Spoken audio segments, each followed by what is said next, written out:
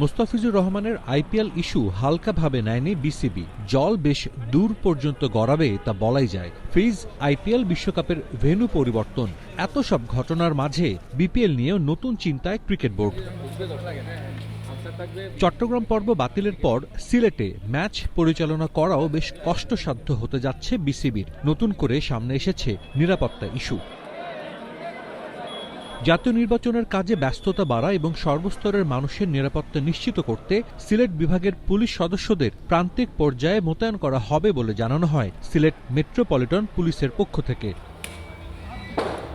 যার কারণে BPL ফ্র্যাঞ্চাইজির cricketer স্টাফদের নিরাপত্তায় পুলিশ সদস্য দিতে অপারগতা প্রকাশ করে বিসিবিকে চিঠি দেয় এসএমপি, যার জন্য সোমবার পূর্ণাঙ্গ অনুশীলন বাতিল করে ঐচ্ছিক অনুশীলন করে ঢাকা ক্যাপিটালস, যা স্বীকার করেন এসএমপির এ কর্মকর্তা। বিপিএলের প্রথম ফেজ সিলেটে, দ্বিতীয় ফেজ চট্টগ্রাম, আর তৃতীয় ফেজ হচ্ছে ঢাকা অনুষ্ঠিত হওয়ার মতো প্রোগ্রাম ছিল। সেটা আন্তঃমন্ত্রণালয় সভা হয়েছে, স্বরাষ্ট্র মন্ত্রণালয় সভা হয়েছে, পুলিশ হেডকোয়ার্টারের মাধ্যমে আমরা এই জিনিসগুলো আমরা জানতে পেরেছি। পরবর্তীতে সিলেটে আমরা পুলিশ কমিশনারের কার্যালয়ে সব নিরাপত্তা সমন্বয় সভার পরে আমরা সেভাবে ফোর্স মোতায়েন করেছি। কিন্তু আমরা পরবর্তী দেখতে পাই যে বিপিএল এর চট্টগ্রাম পর্ব যেটা, সেটাও সিলেটে স্থানান্তর করা হয়েছে এবং আমরা আমাদের সামনে নির্বাচন, আইন শৃঙ্খলা ডিউটি, বিভিন্ন আবেদনের ডিউটির কথা চিন্তা করে আমরা বলেছি যে এই সময়টাতে আমাদের ফোর্স মোতায়েন আমরা অপারগতা প্রকাশ করেছি। আমরা চিঠিতে জানিয়েছি, পরবর্তীতে কর্তৃপক্ষ সিদ্ধান্ত নেবেন। এখানে আগে যেটা অধিক সংখ্যক পুলিশ ছিল, সেখানে পুলিশের সংখ্যাটা একটু কমে যাবে, আনসার সংখ্যাটা একটু বেড়ে যাবে।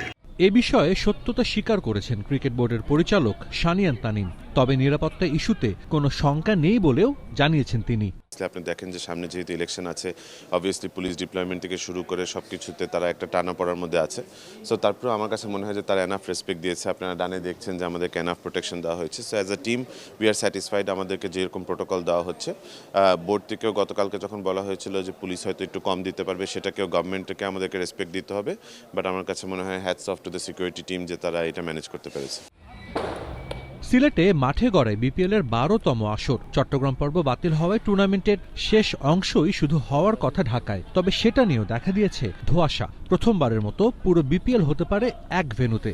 রাজধানী ঢাকার রাজনৈতিক পরিস্থিতির ওপর নির্ভর করছে সেই সিদ্ধান্ত। সাজিদ মুস্তাহিদ, সময় সংবাদ, সিলেট।